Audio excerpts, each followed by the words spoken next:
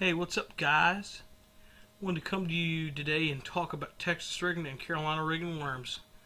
Just 'cause I thought this was a good subject to go over because there's a lot of different ways a lot of people like to rig worms. Some people like to rig worms on a Zika rig by Bass Pro Shops on an owner's J rig. Some people like to put them on a stand-up jig head. Some people like to put them on even on a football head jig with a skirt. But for me, I love to rig a worm two different ways, and these are old school traditional ways. There's nothing fancy about it, and there's nothing really weird about it. Just plain old school ways of rigging plastic worms for fishing. First way I like to fish it. Hold on. Here we go.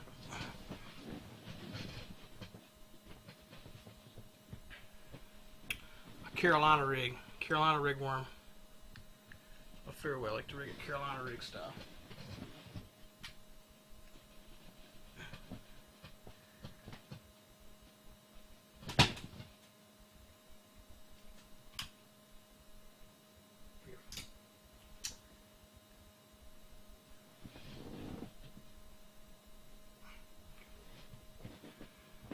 Like this. Carolina rig. Half-ounce weight bead, 17-pound moly filament. So as my main lead, as my leader line, a big 10.5 inch, a big 10-inch zoom on monster in watermelon red.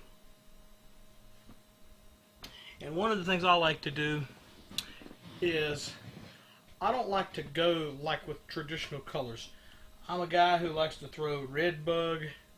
I like red bug, plum apple. Sweet potato pie. I like those type of old school colors. I'm not a person who's going to take out and fish a worm on a green pumpkin, not unless it's at all but necessary. Because I think what happens on some of these lakes is that these bass get conditioned. They get conditioned to seeing the same old color worms, watermelon, green pumpkin. And watermelon red flake.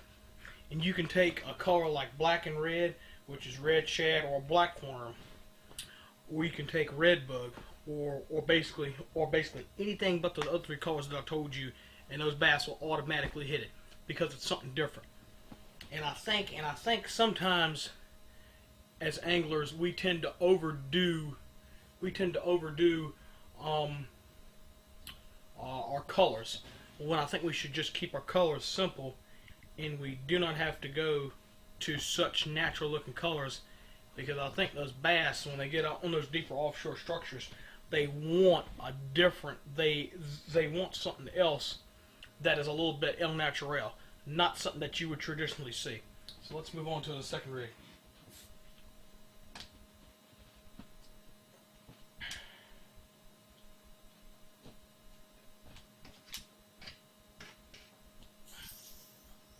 Just a standard Texas rig worm, and I'll rig it on a wide gap. I'll rig it on a see how perfectly straight that bait is too. I'll rig it on a wide gap. I'll rig that bait on a wide gap. I'll rig it up on a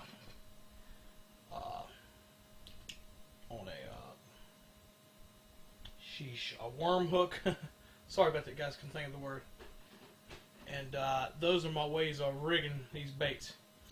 But yeah, if any of you guys watch the show called the Bass Pros, Stacy King likes to rig his worms 3 or 4 different ways. I mean, and he fishes it a couple different ways, and he goes like 13, 14, 15 inch. He fishes big giant worms, in which I like to fish big giant worms too. Yeah, exactly. Yeah, I'm one of these big believers that I'm a big believer of when you go bigger, you get bigger fish.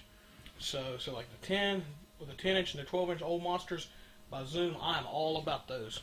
I traditionally fish those worms. I don't fish nothing else but Zoom worms, and they traditionally get the job done. Alright guys, it was great talking to you. Go out this week and go out the next weekend and catch more big bass. And have a great time. and I'll come back to you maybe tomorrow or Tuesday with some better and more exciting videos on more hot tips on bass fishing. See ya.